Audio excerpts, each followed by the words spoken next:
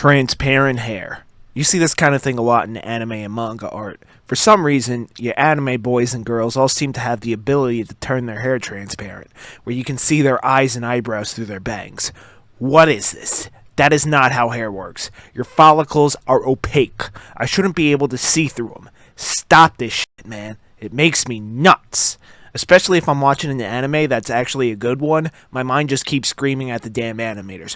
What are you doing? What were they thinking?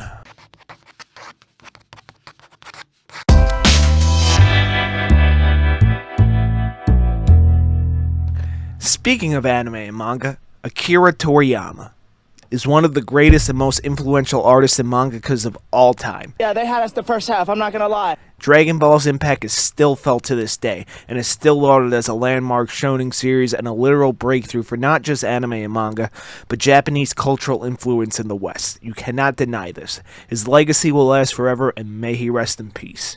But I've been recently rewatching Dragon Ball, and there are two things about Toriyama's designs that make me nuts. Two minor things. That's not what the human bicep looks like.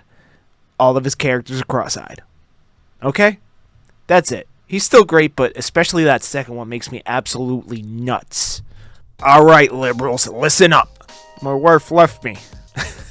No, there is no wife. Come on, I make YouTube videos. Anyway, I got a bone to pick with a certain subsection of fandoms that think it's okay to take screenshots or others' illustrations and edit their characters' races. Now, I am specifically referring to race edits, not race swaps. Honestly, I don't really care about race swaps, unless it's supposed to be some historical figure whose race we actually have on record. I couldn't care less about race swaps.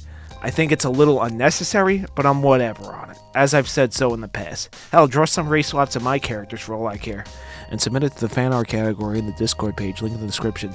Honestly, I think that'd be funny. But there are some people, like that recent Don drama, that simply take a screenshot and alter the character's skin color for no reason other than representation. Dude, you can absolutely make new characters that people can enjoy, okay? Whatever race you want. The key is to not be a shitty artist or writer, okay? The problem is that the people that are preaching more representation are doing shit like this. Stop it. It's needlessly fueling this rampant race war on Twitter. Like, good lord, have you guys seen Twitter lately? Like, damn, what did the Indians do? Anyway, these race edits, not swaps, edits, are dumb. Okay? Knock it off. Alright, this next one's for the gooners in the audience. What's up, my fellow kindred spirits? Hentai. Hentai is brilliant. So, I prefer live action when it comes to this genre of entertainment, but I have an appreciation for the skill that a lot of these NSFW artists have, and I have stated in the past that I can enjoy these bizarre plots in adult comics. It's usually interesting as long as there is actual plot and not just, plot. Anyway, there's one specific thing about this style of art that has always bothered me. The highlights. And more specifically, the tendency of these artists to put this almost like outer glow of red around them. Like, what is up with that? That is not how highlights work. Now, I know sometimes the light direction looks a little weird, but making the boobs and thighs for the women and the abdominal muscles for the men a bit shiny seems to make the art better stylistically, in my opinion. However, this red outer glow just perplexes me. It looks like they got rashes, dude. What is up with this? Knock it off.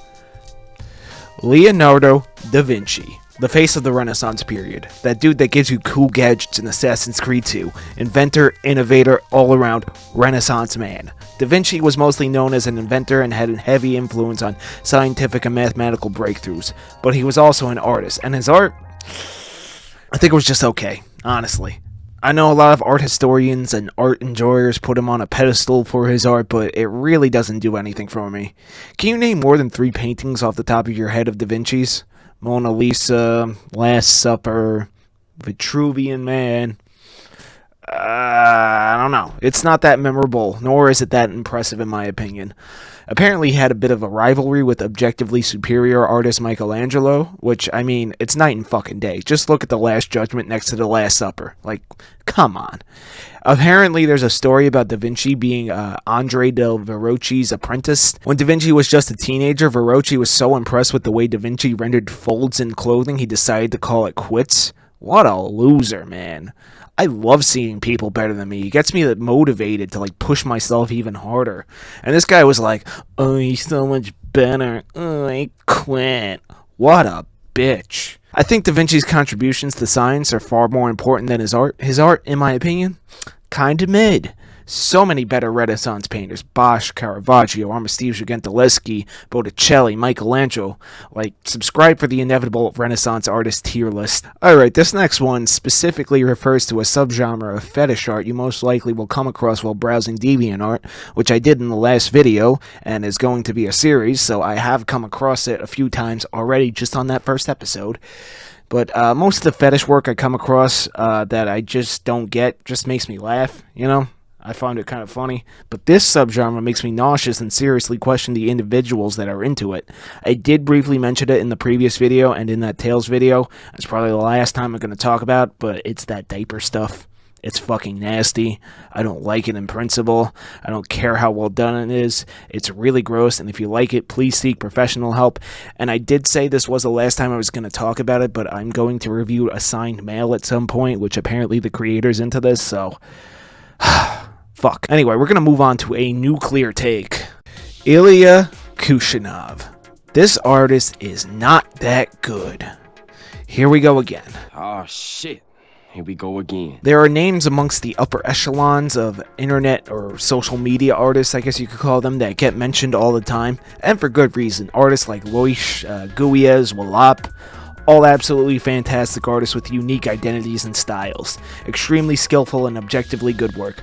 But there's one artist that seems to have snuck in there, and that's Kushinov. There's something about his work that seems kinda soulless to me. If you put a Kushinov piece next to an AI rendering of cute anime girl, I would not be able to tell the difference. Honestly, the only compliment I can give to this guy is that his light rendering seems to be slightly above average. This is like Sam Does Arts, but not as good. I find some of his posing rather stiff, and he has a borderline case of same-face syndrome. A lot of his drawings don't have backgrounds, and when they do, they look photo-bashed, which is an acceptable technique, but it kind of drags down the pedestal a lot of people put him on. A personal preference, but a lot of his characters seem to have minimal details, especially in outfit design, which can work stylistically, but I find it a bit bland. Look, I wouldn't be shitting on this guy if it wasn't for everyone saying he's like this huge art god in league with artists like Guiez. Like, are you kidding me? Look at these side by side. Fuck off. In the Da Vinci segment earlier, I guess I just have a bone to pick with people that praise things I find mid at best. Like, here's some takes. Jujutsu Kaisen isn't that great of a story and is held up entirely by animation. Here's another one. Knocked Loose is an insanely shitty band. In my opinion. But the thing is, people propping them up as the greatest thing since sliced bread make me go from passively ignoring them to actively hating them. I actually asked you guys previously that like his work to explain, and one guy said he designed a good waifu. Bro, design means nothing in terms of good waifus without good writing to support it, okay? You really do go for looks over personality. So shallow. I just don't get it. This guy is not that good. Alright. If you like him, that's cool. Keep liking his work. I'm cool with you loving his stuff. That's fine.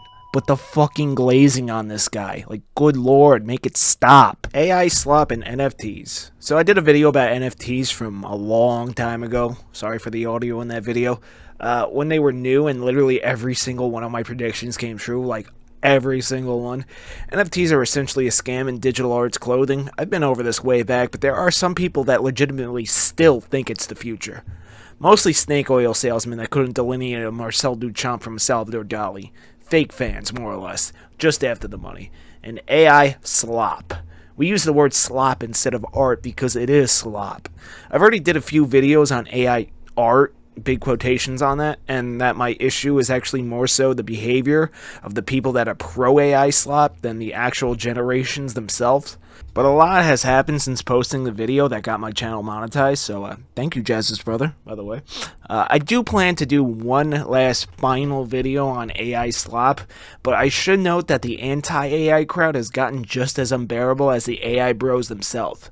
A good parallel is the woke and anti-woke crowd. So essentially, one side was annoying and another side complained. Then said complainers decided to grift off of their positions and found fault with the most obscure things they claimed the other side was in support of, even though potentially they were not.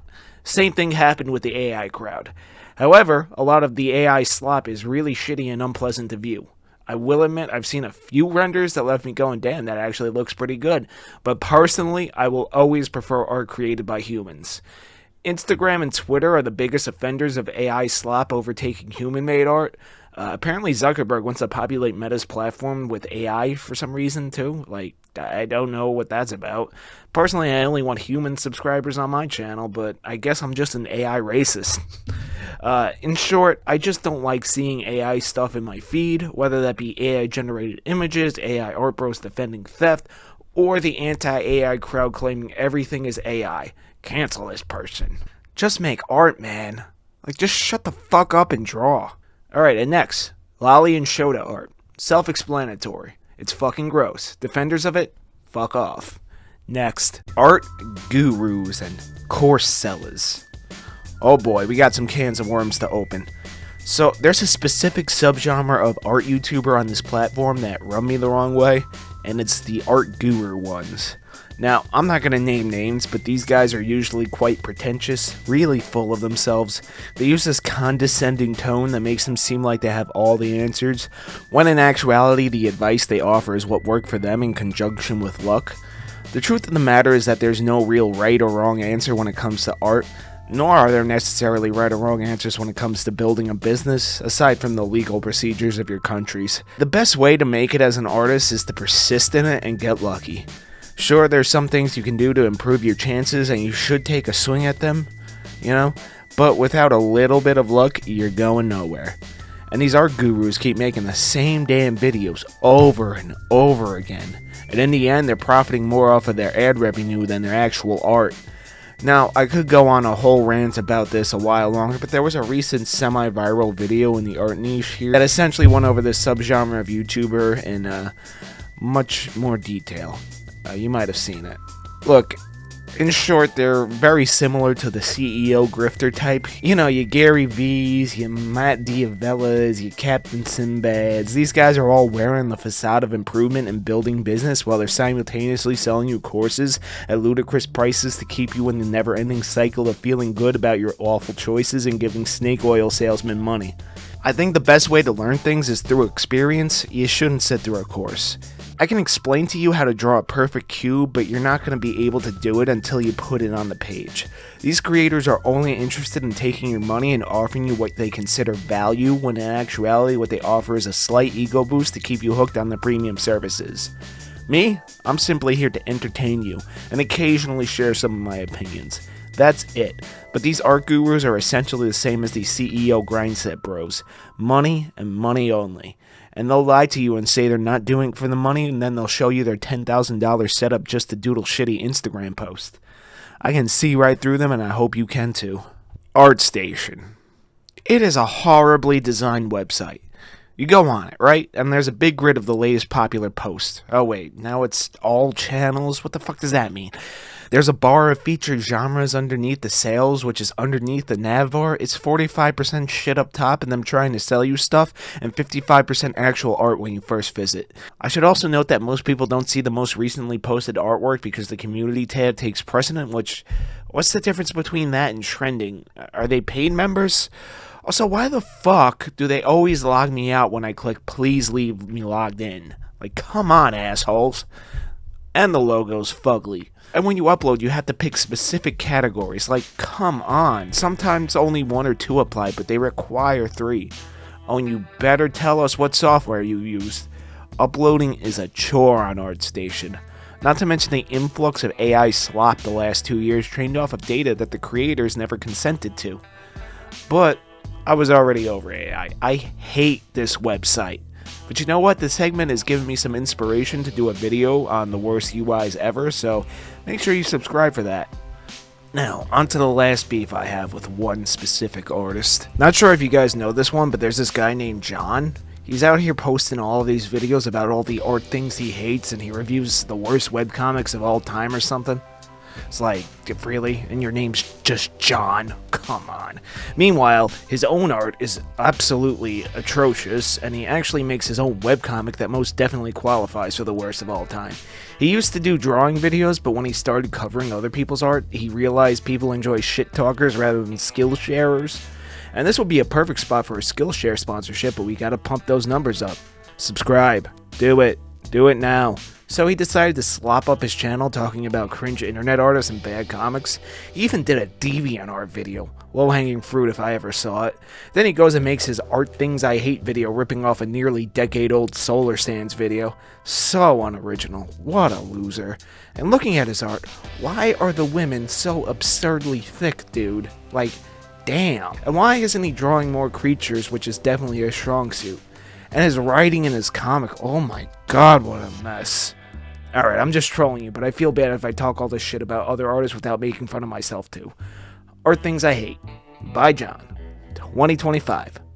Wherever. Thank you for watching this video. See you next time.